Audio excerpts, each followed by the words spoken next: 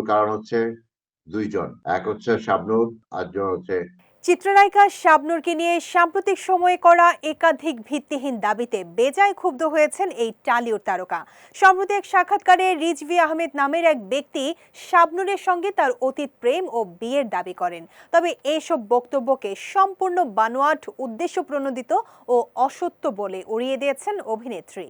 নিজের verified Facebook অ্যাকাউন্টে দেয়া এক পোস্টে রিজভীর বক্তব্যের চরম অসঙ্গতি তুলে ধরে কড়া জবাব দেন শাবনূর। তিনি জানান, এক সাক্ষাৎকারে রিজভী নিজেকে শাবনূরের একপক্ষীয় প্রেমিক দাবি করলেও আরেক সাক্ষাৎকারে তিনি তাকে তার সাবেক প্রেমিকা বলে দাবি করেন। শুধু তাই নয়, ২০১৬ সালে তাদের বিয়ে ও ২০১৮ সালে বিচ্ছেদের যে কথা রিজভী বলছেন তা অবাস্তব।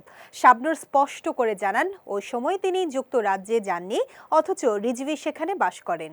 তাই এমন দাবির কোনো বাস্তব ভিত্তি নেই। রসিকতা করে তিনি লেখেন, তাদের বাস্তবে কোনো বিয়ে নয়, হয়তো কেবল স্বপ্নের বাসর হয়েছিল।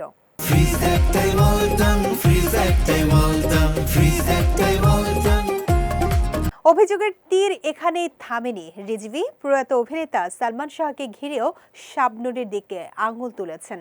তার দাবি, শাবনূর নাকি সালমানকে ব্ল্যাকমেল করতেন এবং তার মৃত্যুর পেছনেও হাত ছিল। এই বিষয়ে তীব্র প্রতিবাদ জানিয়ে শাবনূর প্রশ্ন তোলেন, কিসের ভিত্তিতে এমন গুরুতর ও মন গড়া অভিযোগ আনা হচ্ছে? পোস্টে রিজভীর দ্বিমুখী রূপ তুলে ধরে শাবনূর উল্লেখ করেন, সালমান শাহর মৃত্যুর পর এই রিজভী বিষয়টিকে পরিকল্পিত হত্যা বলে রাজসাক্ষী হয়েছিলেন। আর দীর্ঘ ২৯ বছর পর এখন দাবি করছেন এটি হত্যা নয়, আত্মহত্যা। একজন মানুষের বক্তব্যের এমন ক্রমাগত পরিবর্তন তার মানসিক সুস্থতা ও নিয়তের উপর প্রশ্ন তোলে।